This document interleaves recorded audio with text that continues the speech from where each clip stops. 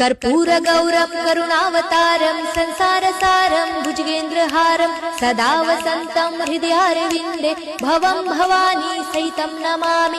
मन्दारमाला कलितालकाये कपालमालं गीतसुन्दराय दिव्याम्बराय च दिगम्बराय नमः शिवाय च नमः शिवाय।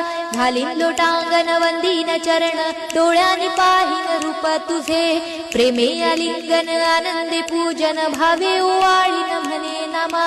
त्वमेव माता पिता त्वमेव बंधु सखा त्वमेव विद्या द्रविणं त्वमेव सर्वं मम देव कायेन वाचा मनसेन्द्रियर्वा बुद्ध्यात्मना वा प्रकृति स्वभावात् करोमि यज्ञं सकलं परस्मै नारायणायति समर्पयामि।